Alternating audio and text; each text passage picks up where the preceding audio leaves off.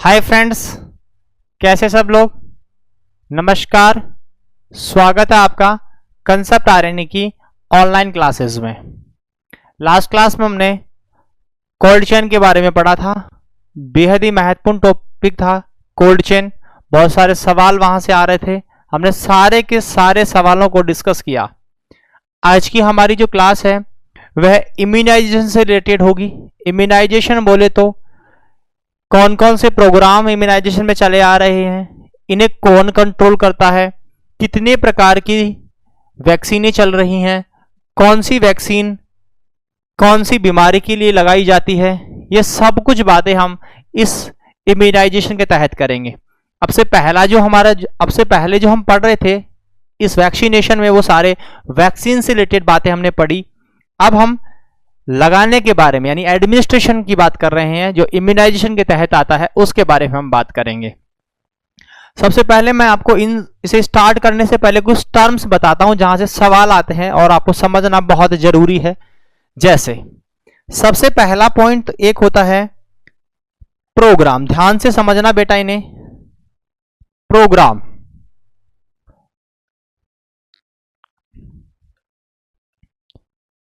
जैसे immunisation programme, अगर word लिखा हो प्रोग्राम, प्रोग्राम का मतलब क्या होता है?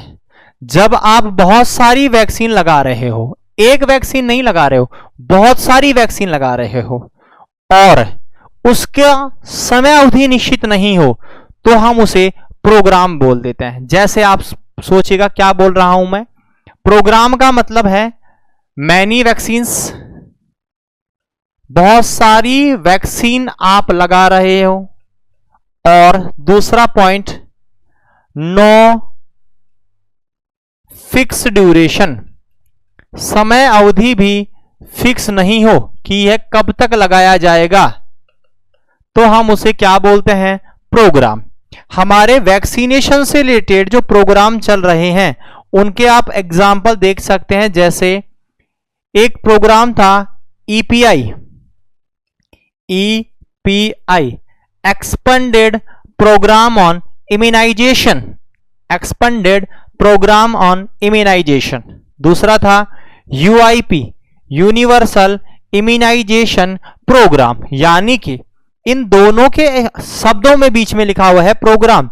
अपने आप में बताना चाहता है ये वर्ड कि ये प्रोग्राम है जहां पर बहुत सारी वैक्सीनों का टीकाकरण हम कर रहे हैं, बहुत सारी वैक्सीनों को लगा रहे हैं और इसकी कोई फिक्स ड्यूरेशन नहीं है। कब तक लगाएंगे हमें भी नहीं पता, कब तक ये बीमारियां चलेंगी, जब तक हम इन्हें लगाते रहेंगे। और नई नई बीमारियां आती रहती हैं, नई नई वैक्सीन जुड़ती रहती हैं। फॉर एग्जाम्पल कोरोना है, अभी कोरोना की वैक्सीन पर भी ट्रायल चल रहा है, बहुत जल्दी ये भी वैक्सीन जुड़ने वाली होगी, बहुत जल्दी इन्हें भी हम ऐड कर देंगे। ऐसे बहुत सारी बीमारियां नई नई आती रहती है और बहुत सारे चेंजेस होते रहते हैं। तो इन सभी को हम किस में ऐड करते हैं? प्रोग्राम में। ये क्या है? प्रोग्राम। बोले तो प्रोग्राम का मतलब बहुत सारी वैक्सीन लगाई जा रही हो या पिलाई जा रही हो। दूसरा बोले तो यहां कोई समय अवधि निश्चित नहीं है, आप उसे प्रोग्राम कह सकते हैं। क्लियर? और यहां ईपीआई जो होता है वह एक प्रोग्राम है और यूआईपी भी एक प्रोग्राम है, दोनों को हम प्रोग्राम कह देते हैं। ये मैं क्यों पढ़ा रहा हूं आपको? क्योंकि यहां से एक सवाल आया हुआ है और वह है पल्स पोलियो पर, कि पल्स पोलियो क्या होता है।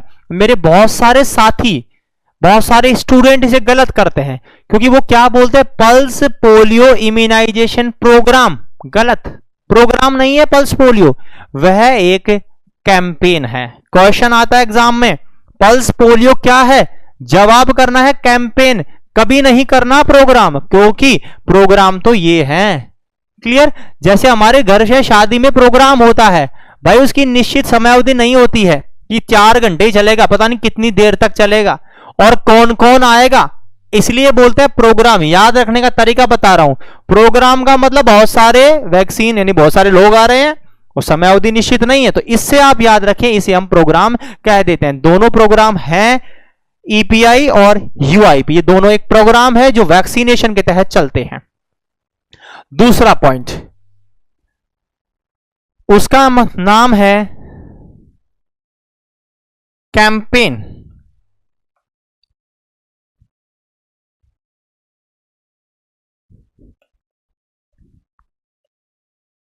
कैंपेन क्वेश्चन है बेटा एग्जाम का। क्या है? एग्जाम का क्वेश्चन, मतलब याद रखना है। कैंपेन क्या होता है? किसे आप कैंपेन बोलोगे?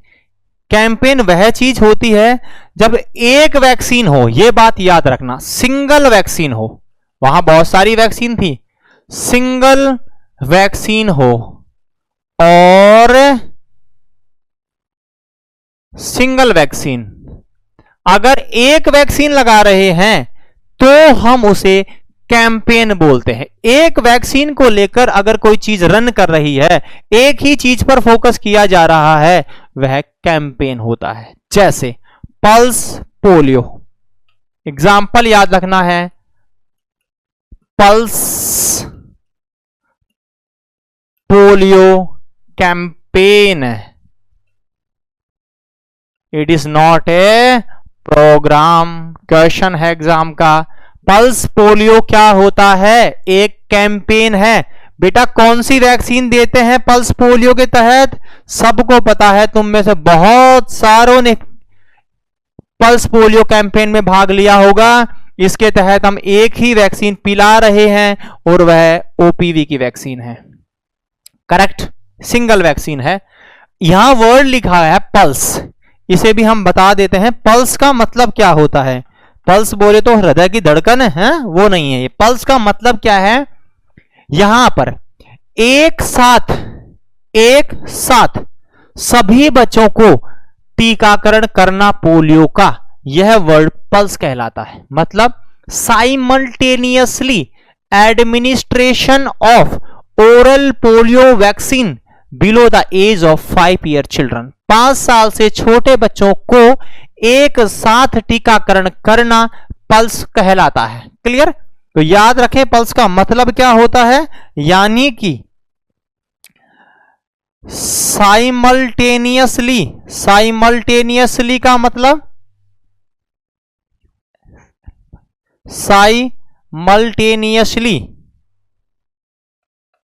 साइमल्टेनियसली का मतलब है साथ साथ, एक साथ। साइमल्टेनियसली एडमिनिस्टर्ड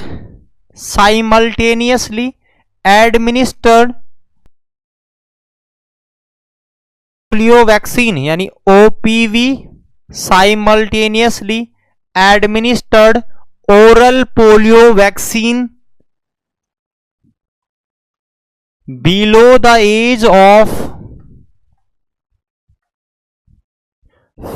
5 ईयर चिल्ड्रन, 5 साल से छोटे जो बालक बालिकाएं हैं उन्हें एक साथ टीकाकरण करना पोलियो का क्या कहलाता है?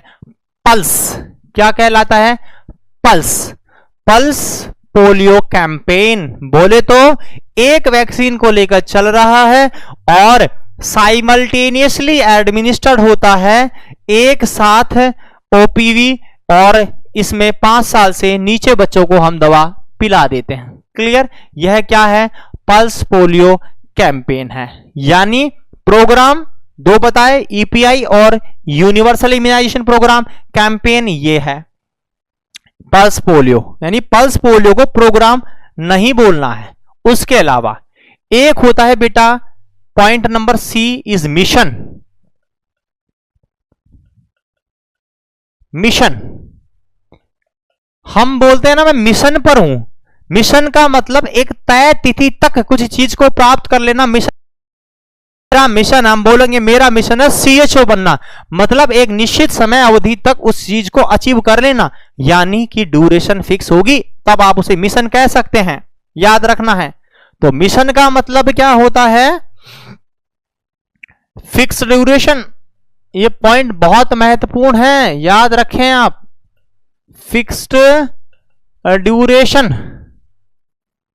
फिक्स्ड ड्यूरेशन, अगर समय अवधि निश्चित हो तो उसे मिशन बोलते हैं। जैसे आपके सामने एग्जाम्पल दे रहा हूं मैं मिशन का,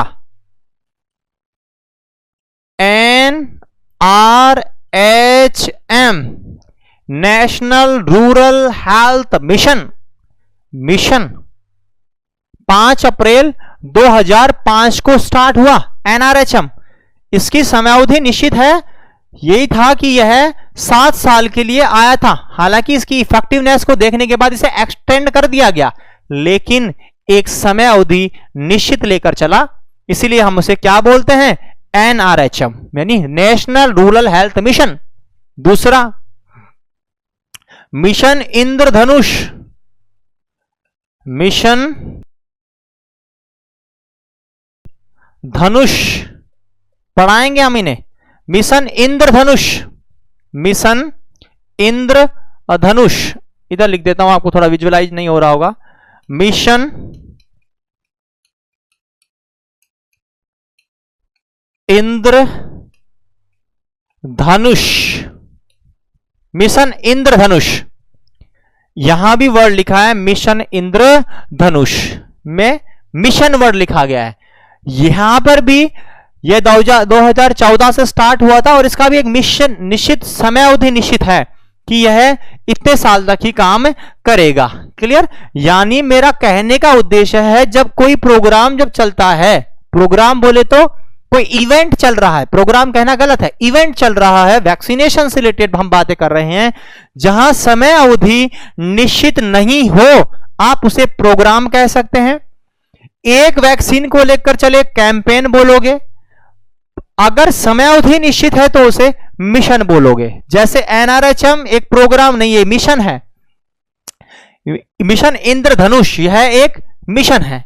कैंपेन बोले तो पल्स पोलियो। क्लियर? इसके अलावा एक वर्ड काम में लेते हैं, इनोकुलेशन। इनोकुलेशन, इनोकुलेशन क्या वर्ड बोला बेटा मैंने? इनोकुलेशन।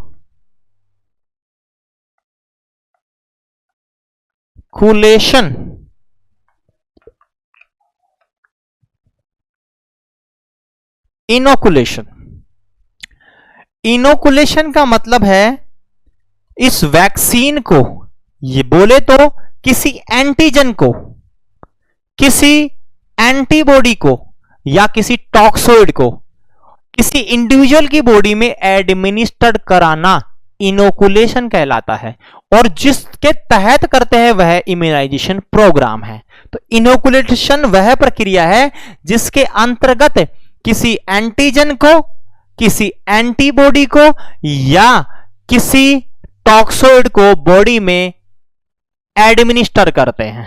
क्लियर? तो आप कह सकते हैं इंजेक्टिंग, इंजेक्टिंग या एडमिनिस्टर, एडमिनिस्टर एंटीजन, एंटीबॉडी या and toxoid in individual body. किसी व्यक्ति की बॉडी में इन्हें प्रवेशित करवाना इनोकुलेशन कहलाता है। 4 वर्ड मैंने बताए। प्रोग्राम क्या होता है, एग्जाम्पल दिया। कैंपेन क्या है यह बताया। पल्स पोलियो के बारे में एग्जाम के लिए बेहद महत्वपूर्ण बात कैंपेन वाली। मिशन बताया, मिशन इंद्रधनुष या एनआरएचएम पढ़ेंगे इनके बारे में भी। इसके अलावा इनोकुलेशन शब्द अगर आए, इसका मतलब एडमिनिस्टर करना, वैक्सीन को एडमिनिस्टर करना क्या कहलाता है? आपका आंसर होगा इनोकुलेशन। क्लियर? अब हम बात कर लेते हैं हिस्ट्री के बारे में। बोले तो यह जो प्रोग्राम है ये कैसे आए, वैक्सीन से रिलेटेड जो हिस्ट्रियां हैं, इम्यूनाइजेशन से रिलेटेड जो हिस्ट्री है उसकी हम बात करते हैं। हिस्ट्री ऑफ इम्यूनाइजेशन, इसकी हम बात करने जा रहे हैं। हिस्ट्री ऑफ इम्यूनाइजेशन यानी इम्यूनाइजेशन से रिगार्डिंग जो हिस्ट्रियां हैं, जो माइलस्टोन्स हैं, जो इवेंशन हैं, उनके बारे में हम बात कर रहे हैं। सबसे पहले तो आप देखिएगा, स्टार्टिंग ईपीआई सबसे पहला वैक्सीन के बारे में जो प्रोग्राम आया, टीकाकरण के बारे में जो प्रोग्राम आया वह था ईपीआई। ईपीआई ईपीआई की फुल फॉर्म है expanded program of immunization. Expanded program of immunization. क्या नाम है बेटा? Expanded program of immunization, EPI. कब आया? तो याद रखना है यह आया मई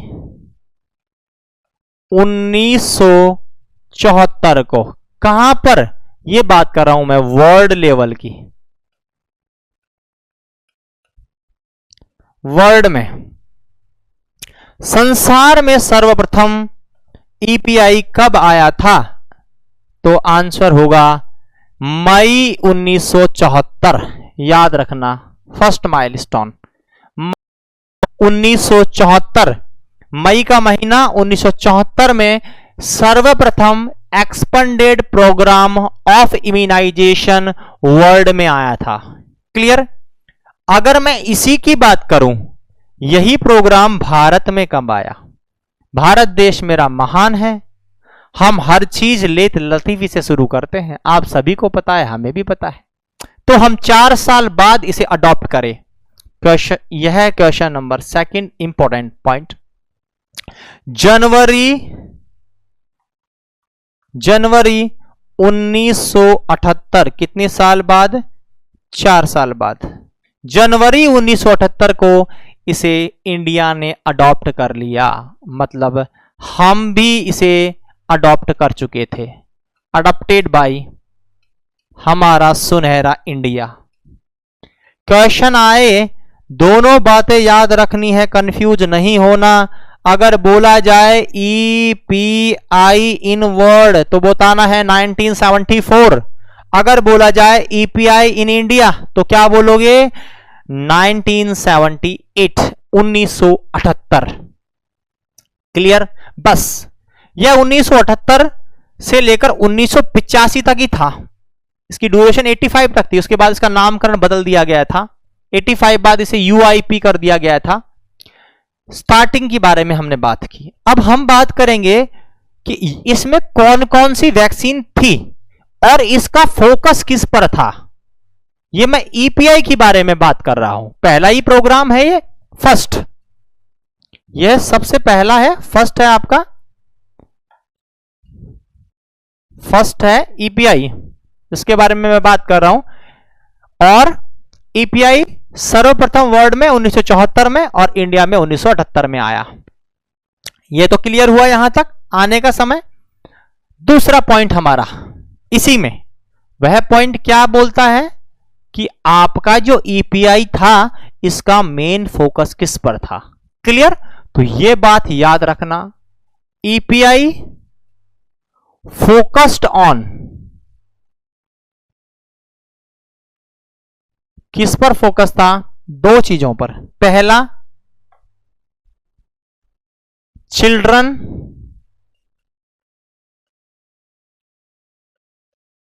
below the age of 5 year, 5 साल से छोटे बच्चे, एंड गर्भवती महिला, प्रेग्नेंट फीमेल।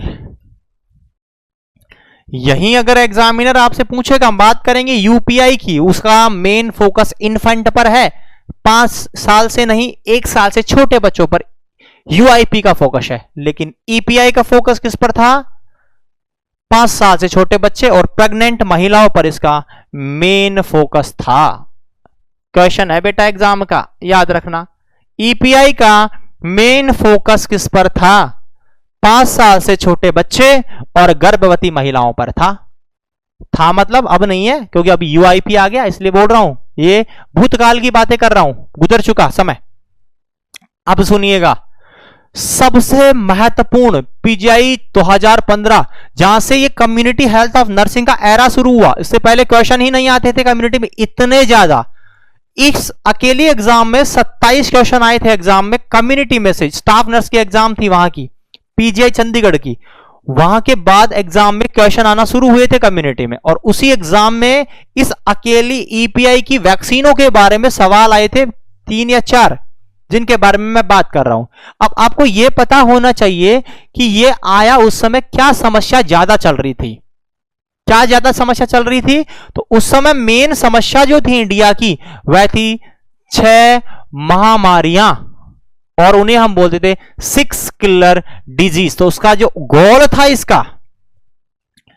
इसका जो गोल था वो था टू प्रिवेंट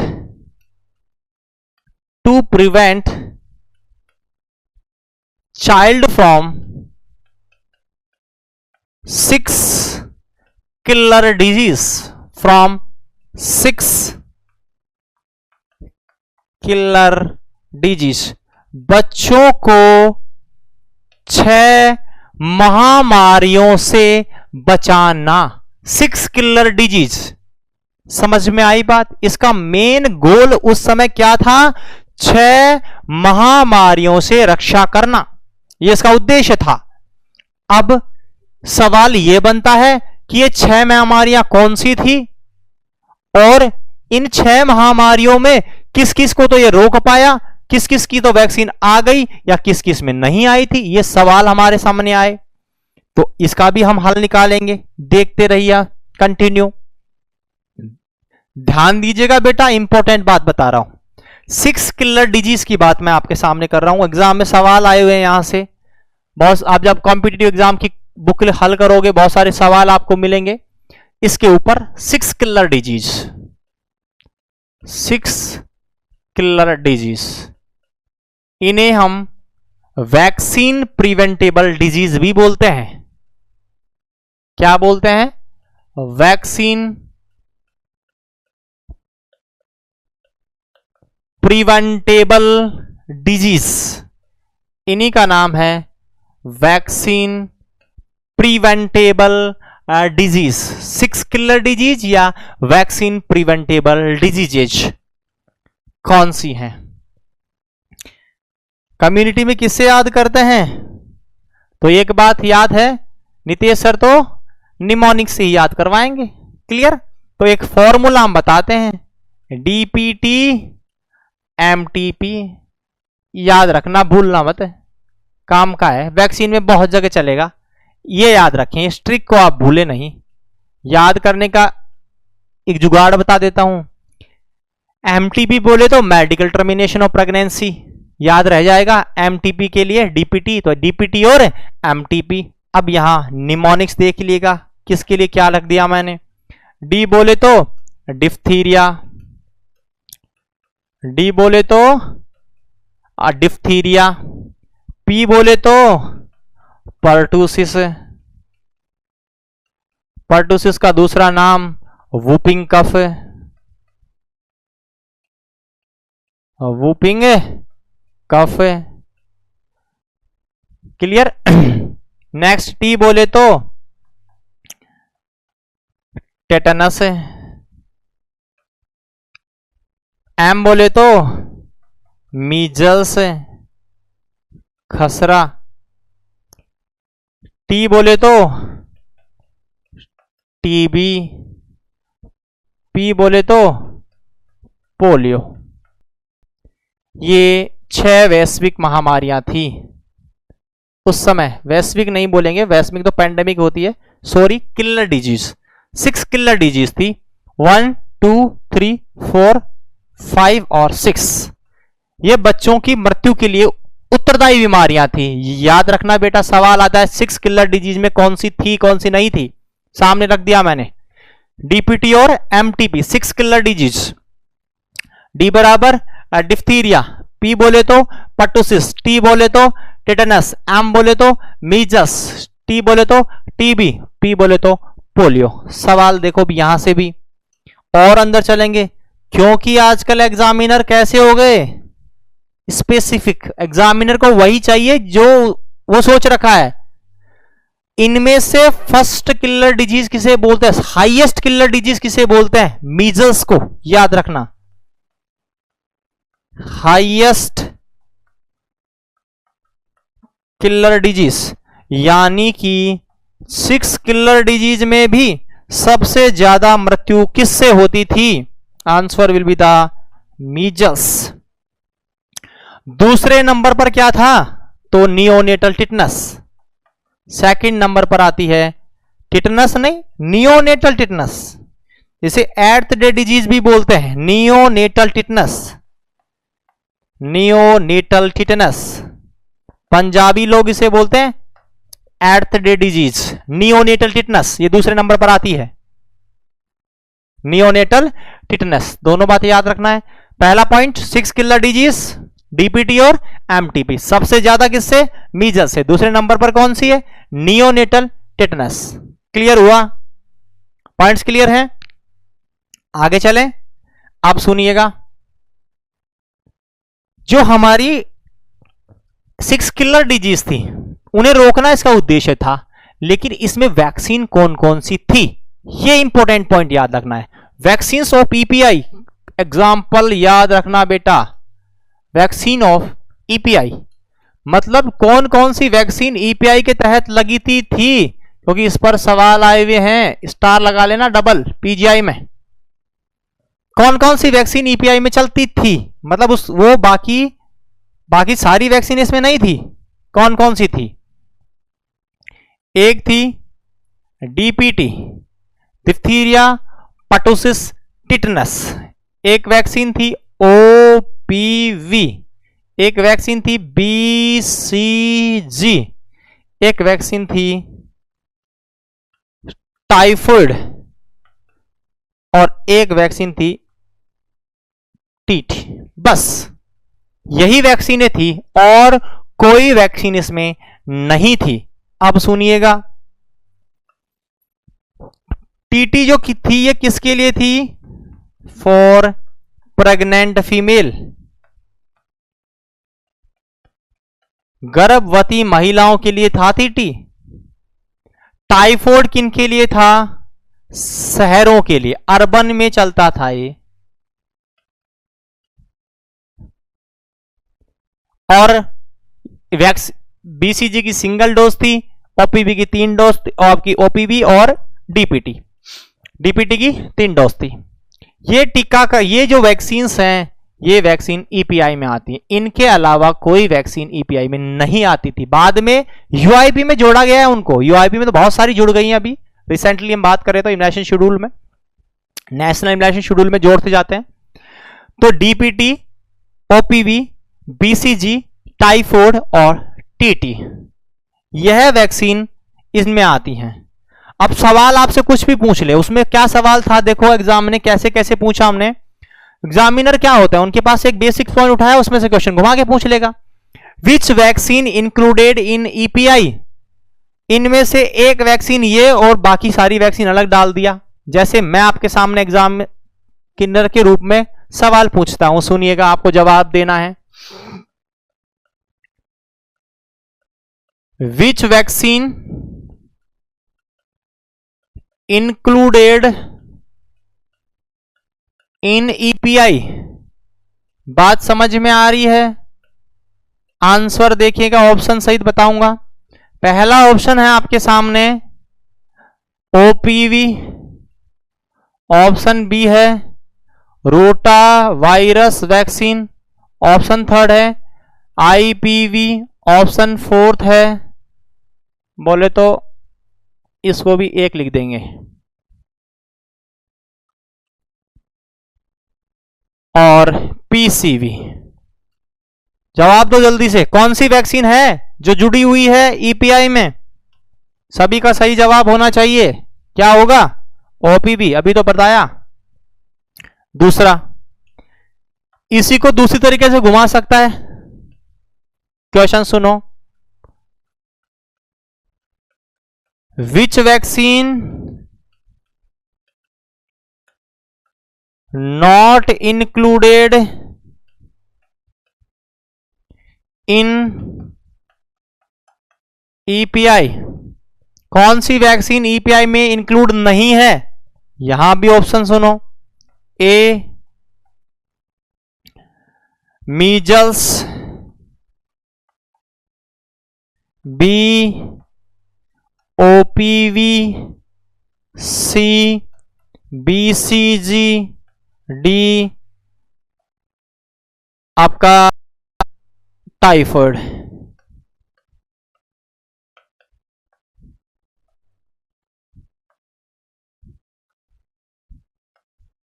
बताओ आंसर क्या आ जाएगा? मीजल्स। तो कहने का उद्देश्य है आपको कंसेप्ट क्लियर होना चाहिए। एग्जामिनर कुछ भी पूछे उसके बाद में आपका सही जवाब होगा, आप उसे जवाब दे सकते हैं। क्लियर है? क्योंकि सवाल हमारे कंसेप्ट से ही उठा के देगा। बोले तो हमारे लॉजिक्स में से, हमारे स्टडी मटेरियल में से ही क्वेश्चन आने वाले हैं, बाहर से नहीं दे सका। क्लियर? तो स्टडी मैटर परफेक्ट होगा, आप आंसर कैसे भी, कोई कैसा भी आंसर आपसे पूछे, आपको कैसे भी घुमाकर पूछे, विच vaccine is given for urban typhoid? Clear? Which vaccine only included for pregnant female? TT. Clear? तो ये सारे सवाल यहां से बन सकते हैं, मैंने आपको सारा बता दिया है। ईपीआई के बारे में इतना आपके लिए सफिशिएंट है एग्जाम के दृष्टिकोण से। क्या क्या बातें हमने की सुनिएगा बेटा ईपीआई के बारे में। पहला स्ट्रीम में पहला एक ही पॉइंट बोला हूं अभी ईपीआई के बारे में। अभी हमने किसके बारे में बात की? ईपीआई। फुल फॉर्म क्या बताया? Expanded program of immunization. शुरू कब हुआ? मई 1974 वर्ल्ड में। क्लियर? इंडिया में कब आया? जनवरी 1978 में इंडिया में आ गया था। कौन इंडिया में आया ये? उसके बाद दूसरा फोकस किस पर ज्यादा था इसका? मेन फोकस किस पे है? 5 साल से छोटे बच्चे और प्रेग्नेंट महिलाओं पर है। किसे रोकने का उद्देश्य रखता है? 6 किलर डिजीज को रोकने का उद्देश्य रखता है। 6 किलर डिजीज कौन कौन सी है? यानी डीपीटी और MTP, diphtheria, pertussis, tetanus, measles, TB और पोलियो, इन्हें रोकने के लिए था। वैक्सीन्स कौन कौन सी हैं इसमें? तो डीपीटी जुड़ी हुई थी, ओपीवी, बीसीजी, टाइफाइड और TT.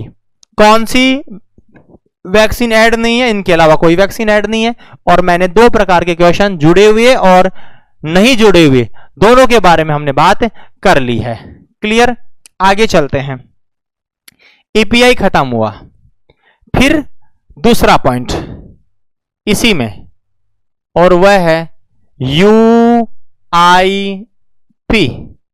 Universal immunisation program. Universal immunisation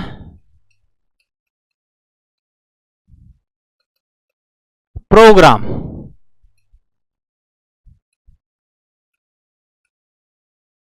universal immunisation program UIP, इसके बारे में देखिए कब शुरू हुआ।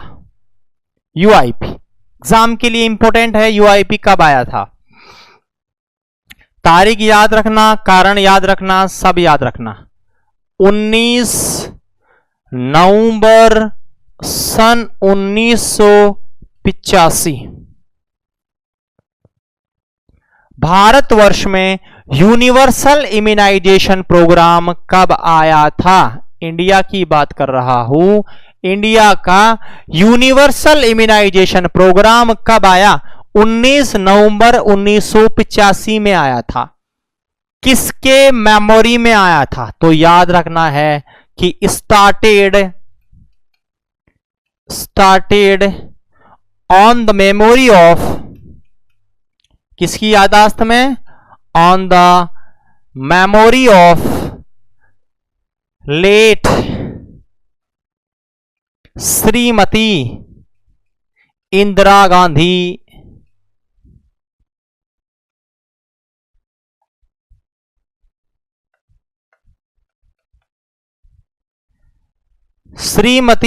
गांधी लेट मृतक दिवंगत आत्मा श्रीमती इंदिरा गांधी की स्मृति में, उनकी मेमोरी में यह प्रोग्राम स्टार्ट किया गया था।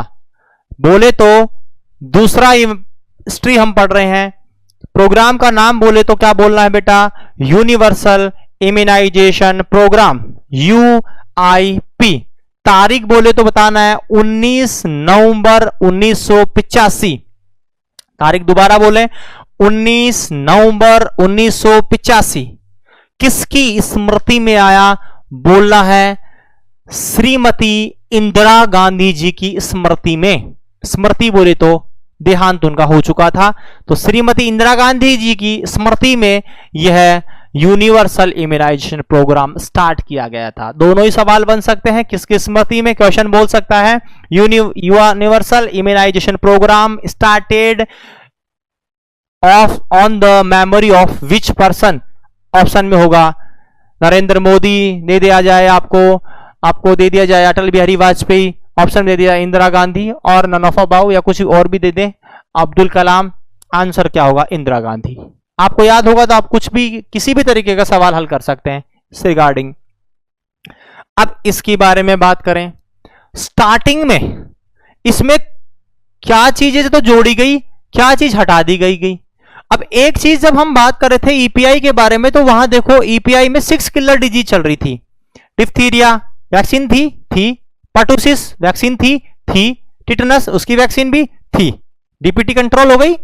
एमटीपी, मीजल्स, क्या मीजल्स की कोई वैक्सीन थी? नहीं थी, मीजल्स की कोई वैक्सीन नहीं थी। मीजल्स टी बोले तो टीबी के लिए बीसीजी थी, और पी बोले तो पोलियो के लिए भी कौन सी वैक्सीन थी, ओपीवी। यानी एक वैक्सीन वहां एक्स्ट्रा थी। वैक्सीन बोले तो कौन सी, टाइफॉइड, क्योंकि टाइफॉइड 6 किलर डिजीज में नहीं आती, तो टाइफॉइड की वैक्सीन एक एक्स्ट्रा वैक्सीन थी वहां, और एक जरूरी वैक्सीन वहां नहीं थी। और जरूरी वैक्सीन कौन सी नहीं थी, बोले तो मीजल्स। तो यूआईपी में यह बदलाव किया गया। क्वेश्चन बनता है यहां से, बताओ कौन सी वैक्सीन को तो जोड़ा गया और कौन सी वैक्सीन को हटा दिया गया इसमें। तो भाई जो काम की नहीं है उसे हटा दो, और जो ज्यादा जरूरी है उसको जोड़ लो, यही तो रूल होता है। तो यही उन्होंने किया, मीजल्स को जोड़ा, टाइफॉइड को हटा दिया। क्लियर, पॉइंट है एग्जाम का, पॉइंट टू बी नोटेड, याद रखना है। मीजल्स बेटा छोटी छोटी बातें ही एक सिलेक्शन करवाती हैं, याद रखना। मीजल्स वैक्सीन एड इन यूआईपी, यूआईपी में कौन सी वैक्सीन जोड़ दिया गया, मीजल्स को। किसको हटा दिया गया, तो typhoid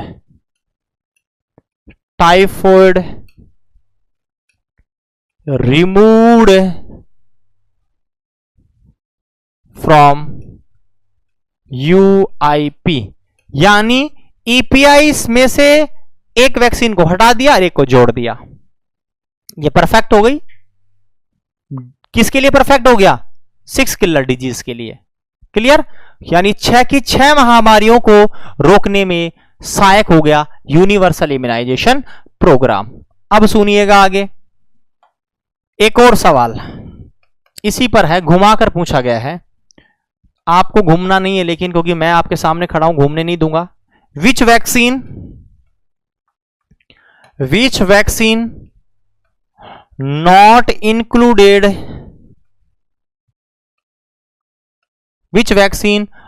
included in revised national immunisation programme, revised national immunisation programme.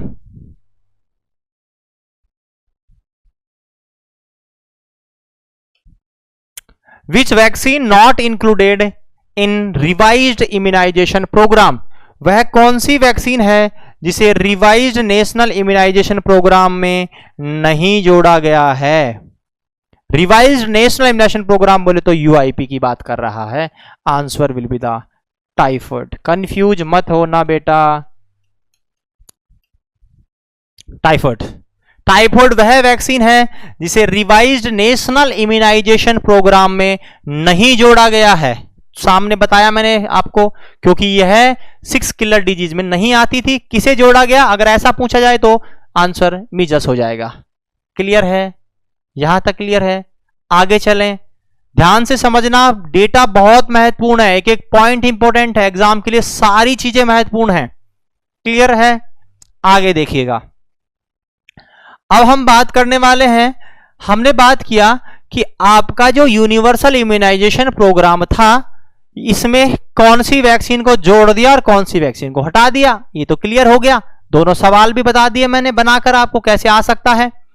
अब हम बात करें तो हम ये बात करें कि यूनिवर्सल इम्यूनाइजेशन प्रोग्राम जब शुरू में आया, बोले तो 1985 में, तो कितनी बीमारियों के लिए आया था, कितनी बीमारियों, तो सही जवाब होगा 6। लेकिन आज तो 2020 है। अब इस समय हमारी जो इंडिया का नेशनल इम्यूनाइजेशन शेड्यूल है, उनमें कितनी वैक्सीन, मतलब कितनी बीमारियों के खिलाफ हम टीकाकरण कर रहे हैं। भाई धीरे धीरे चीजें जुड़ती जा रही है ना, रोटा जोड़ दिया गया, पीसीबी जोड़ दिया गया, बहुत सारी नई नई चीज जुड़ रही हैं।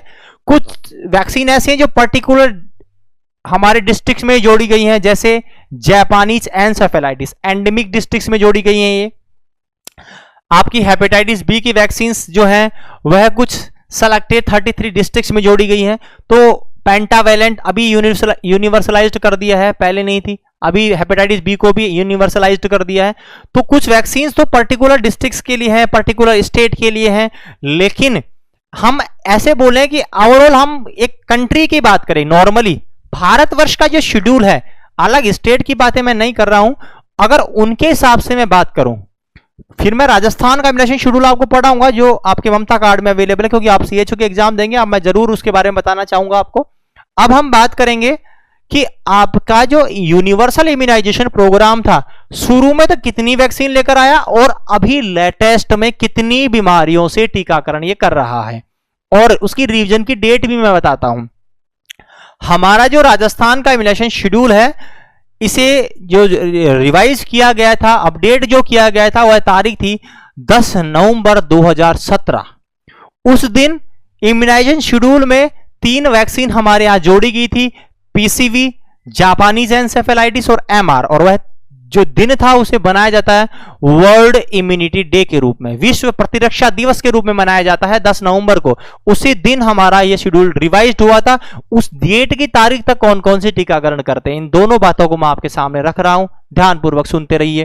तो हम बात किसकी कर रहे हैं बेटा, यूआईपी की बात ही कर रहे हैं। तो यूआईपी स्टार्टिंग में इनिशियली बोले तो प्रारंभिक अवस्था में जब आया, तो कितनी बीमारियों के खिलाफ वैक्सीन लेकर आया था,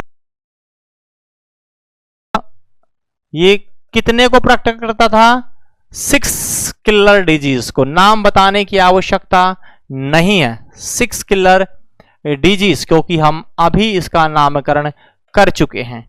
निमोनिक मैं लिख देता हूं याद करने के लिए, डीपीटी और एमटीपी।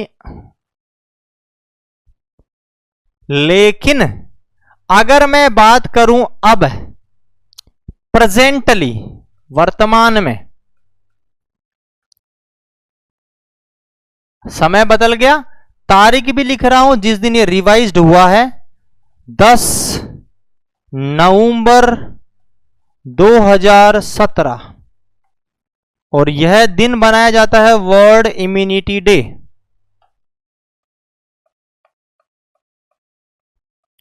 वर्ल्ड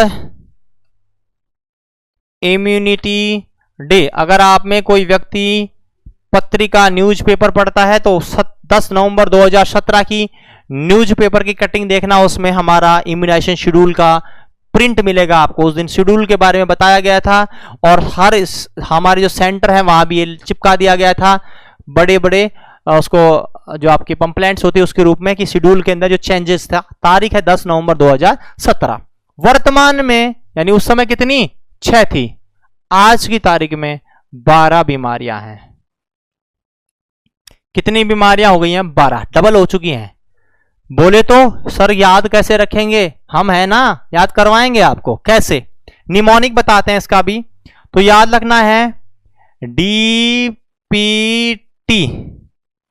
का स्क्वायर, स्क्वायर बोले तो 2 बार आएगा डीपीटी, डीपीटी फिर डीपीटी, क्लियर।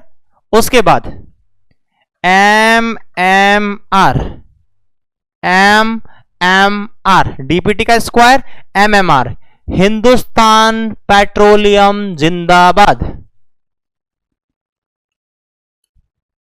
हिंदुस्तान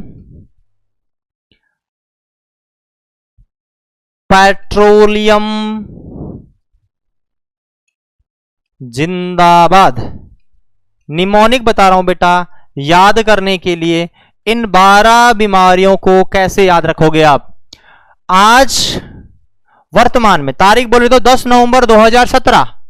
इसके बाद जो इम्यूनाइजेशन शेड्यूल है हमारा, इस शेड्यूल में जो वैक्सीन दी जा रही है कितनी बीमारियों से रक्षा करती हैं, तो जवाब होगा 12 बीमारियों से। शुरू में जब यूआईपी आया था कितनी बीमारियों से रक्षा करता था, 6 बीमारियों से, उन्हें 6 किलर डिजीज हम बोलते थे। 12 निमोनिक याद हुआ, कैसे याद करें जी साहब, डीबीटी का स्क्वायर कर दो, एमएमआर कर दो और हिंदुस्तान पेट्रोलियम जिंदाबाद। चलो जी देखते हैं एक एक को, एक से स्टार्ट कर लें, मजा आ रहा है। पहला डी, दूसरा पी, तीसरा टी, डी पी टी, फिर डबल करेंगे डीपीटी को, तो चौथे नंबर पर फिर डी डाल दो, 5वें नंबर पर फी पी डाल दो, 6ठे नंबर पर फी टी डाल दो, डीपीटी हो गया, डीपीटी का स्क्वायर हो गया।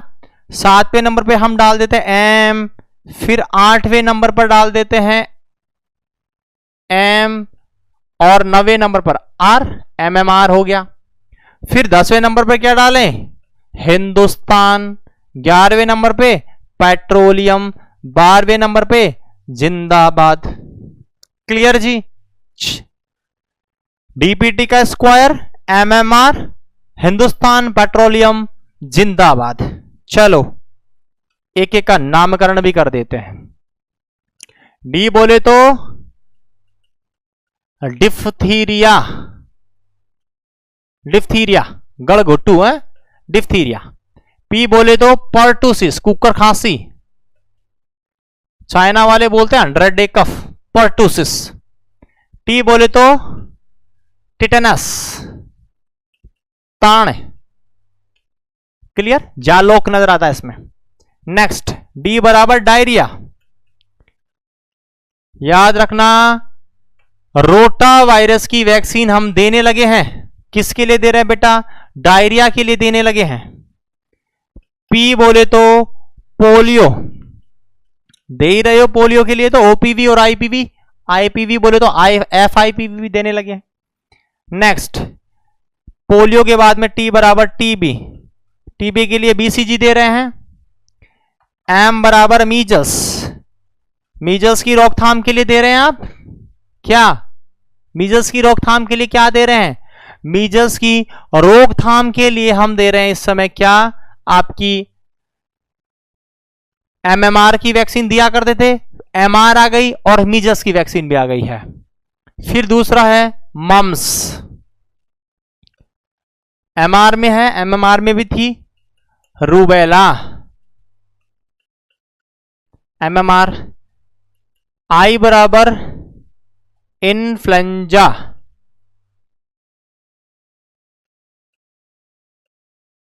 इन्फ्लुएंजा, इन्फ्लुएंजा की वैक्सीन को 2009 में अप्रूवल मिल गया था। कुछ सेलेक्टेड जगह ये भी दी जा रही है। हिंदुस्तान,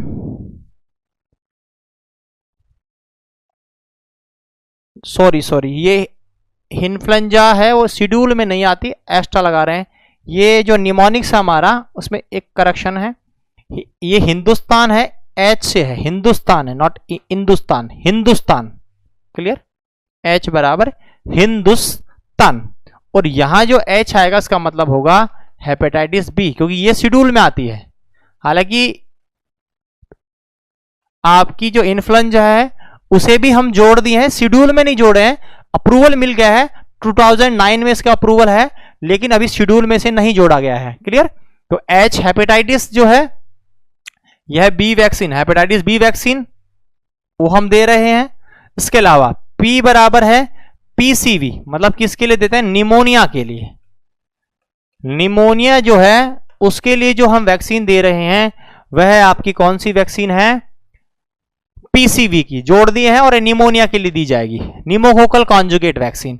और जे बराबर है जापानीज एनसेफेलाइटिस, जापानीज एनसेफेलाइटिस के लिए जे ही दे रहे हैं। ये 12 बीमारियां हैं जिनके लिए हम वैक्सीन्स दे रहे हैं। इसके अलावा भी ये मैं बात किया हूं कहां तक, 2017 शेड्यूल।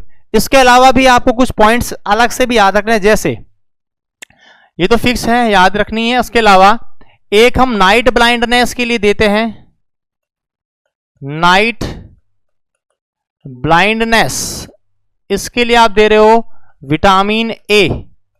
बात करेंगे विटामिन ए का घोल पिलाते हैं। क्लियर।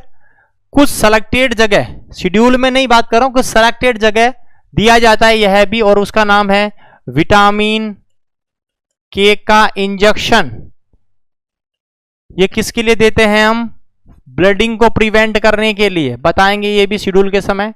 प्रिवेंट ब्लडिंग, ब्लडिंग को रोकने के लिए, बच्चे की ब्लडिंग को रोकने के लिए भी हम ये दे रहे हैं।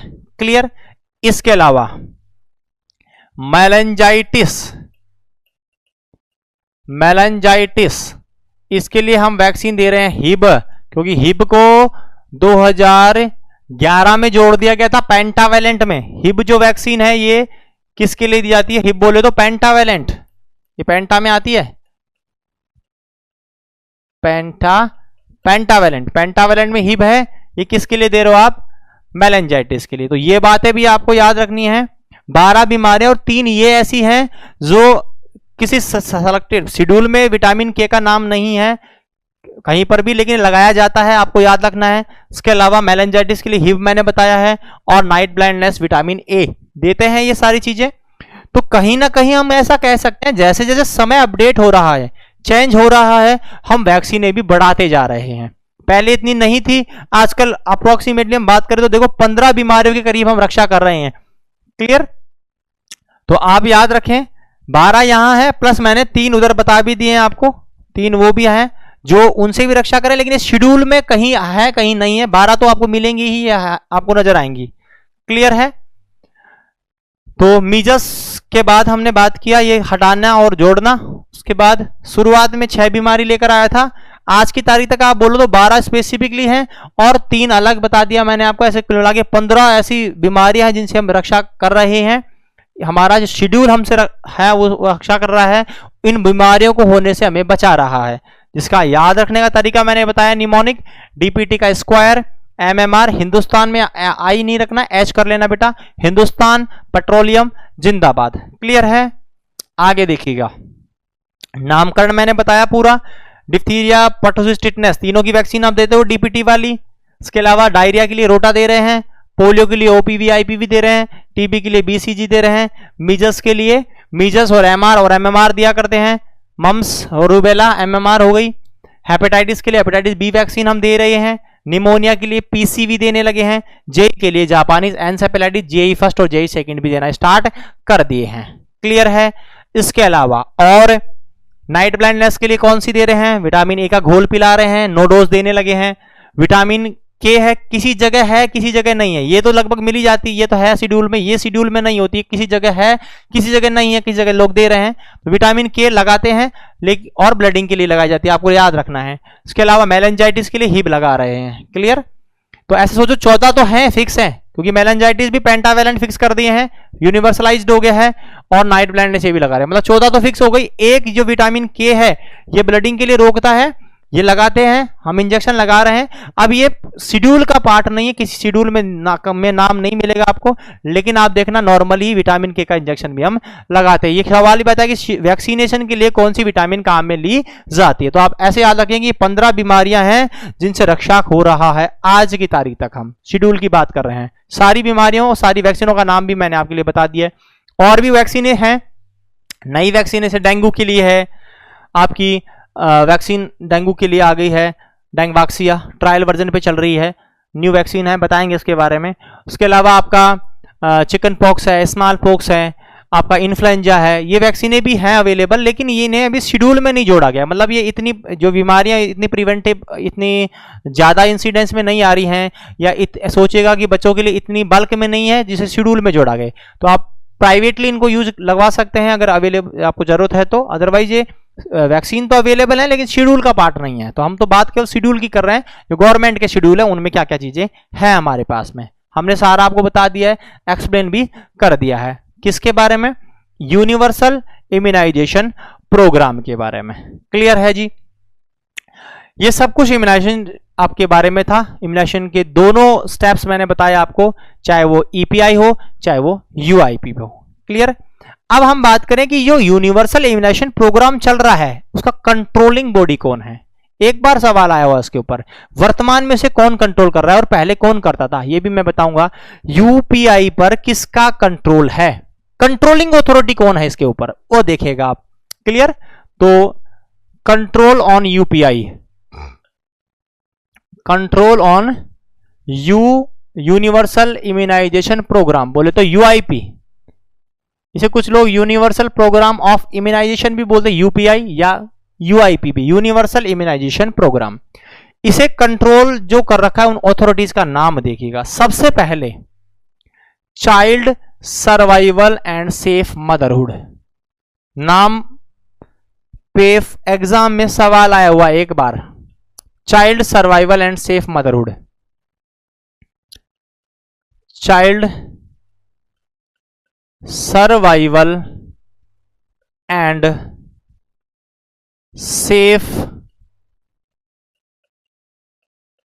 Motherhood, child survival and safe motherhood CSM कब आया था? 1992 में, 1992 में आया था ये प्रोग्राम।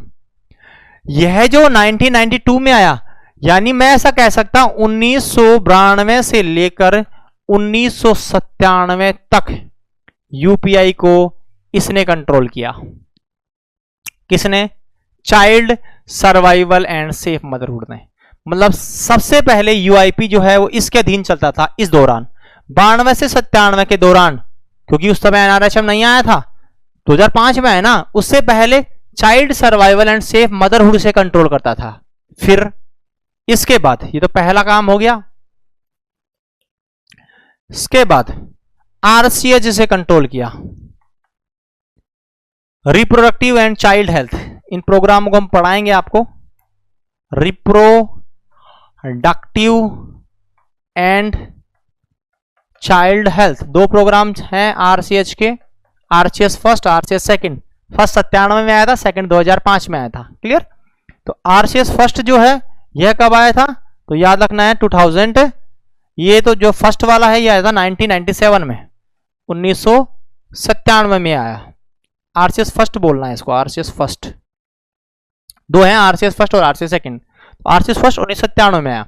ये कब से कब कंट्रोल करता है तो बताना है, 1997 से लेकर 2005 तक इसने कंट्रोल किया यूआईपी को। मतलब टीकाकरण इसके अधीन होने लगे फिर, आरसीएस के अधीन, 97 से लेकर 2005 तक। लेकिन 2005 में कौन आ गया? एनआरएचएम। कब आया था? NRHM, national rural health mission, national rural health mission, यह आया था।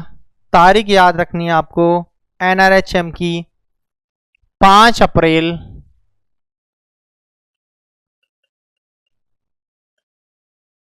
2005। JSY होता है जननी सुरक्षा योजना, 12 अप्रैल 2005, और जननी शिशु सुरक्षा योजना जून 2011 में आई थी। क्लियर? तो 5 अप्रैल 2005 को एनआरएचएम, 12 अप्रैल 2005 को JSY, क्लियर, JSY जननी सुरक्षा योजना कब आई थी? 12 अप्रैल 2005 को। और जननी शिशु सुरक्षा योजना JSSY यह आई थी जून 2011 में। यह भी डेटा आपको याद रखना है, इंपॉर्टेंट डेटा है। RCS फर्स्ट और RCS सेकंड, RCS फर्स्ट आया 1997 में, RCS सेकंड आया 2005 में। इसकी बात कर रहे हैं। NRHM जो है 2005 में आया, तो 2005 से टिल डेट आज तक, 5 से लेकर टिल आज तक कौन कंट्रोल कर रखा है? NRHM। किसको? वैक्सीनेशन को। अगर क्वेश्चन आया है एक बार इसके ऊपर कि बताओ वर्तमान में वैक्सीनेशन को कौन कंट्रोल करता है, answer will be the NRHM। Universal immunisation programme को कौन कंट्रोल करता है? किसके तहत चल रहा है? NRHM के तहत। और जब आप NRHM पढ़ोगे तो उसमें ऑब्जेक्टिव में लिखा है all national programmes run under the umbrella of NRHM।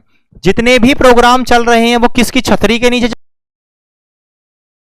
Clear, ये उसका ऑब्जेक्टिव भी है, पढ़ोगे तुम। क्लियर, तो याद रखना है ऑल नेशनल प्रोग्राम वर्कड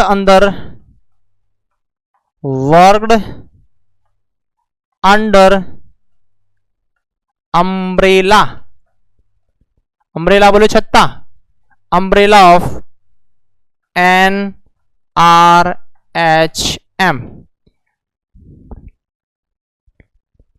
जितने भी प्रोग्राम चल रहे हैं वो किसकी छतरी के नीचे चल रहे हैं? NRHM की। क्योंकि NRHM कब आया था? 2005 में। उससे पहले कौन थे इनके मालिक? एक RCS था और उससे पहले CSSM था, child survival and safe motherhood. Clear. वर्तमान में सवाल मिले कि who control vaccination of universal immunisation programme, answer होगा who control vaccination of UIP presently बोले तो वर्तमान में, ये भी याद रखना वर्तमान में। तो आंसर देना है NRHM। अभी वैक्सीनेशन जो चल रही हैं UIP के तहत उन्हें कौन कंट्रोल कर रखा है? आंसर डेफिनेटली होगा NRHM। क्लियर है? दोनों पॉइंट्स मैंने बताए। EIP जो आपका expanded programme on immunisation called EPI, पूरा बताया मैंने, क्या वैक्सीन आती हैं, कौन कंट्रोल कर रखा है, कब आया था, कौन सी वैक्सीन्स को उसमें रखा गया है, किसके लिए फोकस किया करता था, ये सब मैंने बताया। और UIP भी मैंने बता दिया है। एक पॉइंट और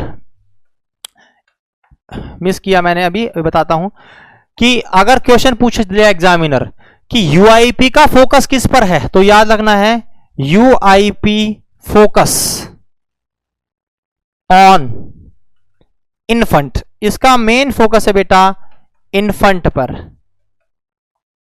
उसका था चिल्ड्रन पर, 5 साल से नीचे, इसका इन्फंट पर है। इन्फंट बोले तो लेस देन 1 ईयर, 1 साल से छोटे बच्चे पर फोकस है UIP का, यूनिवर्सल इम्यूनाइजेशन प्रोग्राम का फोकस है 1 साल से छोटे बच्चे पर।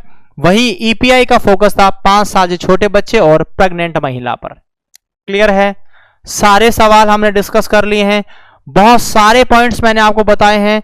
इन आज की जो हमारी क्लास है, पिछली दोनों क्लासेस, लास्ट वाली क्लास और इस वाली क्लास में बहुत सारे ऐसे पॉइंट्स आए हैं जो एग्जाम के लिए इंपॉर्टेंट है। हर एक लाइन महत्वपूर्ण है, एक लाइन पर सवाल बन सकता है। और आपको याद रखना है कि आप बहुत जल्दी CHO की एग्जाम देने जाने वाले हो, जहां पर बहुत ज्यादा वेटेज ये सब्जेक्ट रखने वाला है और ये पॉइंट्स रखने वाले हैं। कहीं से भी एग्जामिनर सवाल पूछे, बेटा ये आपकी और मेरी दोनों की जिम्मेदारी बनती है कि हमें सवाल खराब नहीं करना, कम्युनिटी का एक भी बोनस अंक खराब नहीं करने हैं और किसी भी हद तक जाकर हमें उसे कवर करना है। मैं आपके लिए पूरी मेहनत कर रहा हूं, इन डेप्थ में आपको दे रहा हूं ताकि आप कोई सवाल खराब नहीं करके आए। आपको भी उतनी ही मेहनत से रिसीव करना है और उतनी ही शालीनता से इसे पढ़ना है और कोशिश करना है कि ज्यादा से ज्यादा क्वेश्चन हम अचीव कर सके, नंबर अचीव कर सके इस कम्युनिटी में से। क्लियर है? अगली क्लास में हम पढ़ेंगे पर्टिकुलर वैक्सीन के बारे में, एक एक वैक्सीन को लेंगे और उसके सारे पॉइंट्स हम डिस्कस करेंगे। बेहद महत्वपूर्ण टॉपिक होगा वो भी, उसमें से कम एटलीस्ट 1 घंटे की जो हमारी क्लास रहने वाली है उसमें हम 50 से ऊपर सवालों को डिस्कस करेंगे एग्जाम में आने वालों को, ये हर वैक्सीन का नाम लेकर, और उसके बाद लास्ट में फाइनल हम इम्यूनाइजेशन शेड्यूल पढ़ेंगे और इस टॉपिक को हम खत्म कर देंगे, इम्यूनाइजेशन या वैक्सीनेशन को। क्लियर है? तो मिलते हैं नेक्स्ट क्लास में पर्टिकुलर वैक्सीन्स को लेकर। बाय।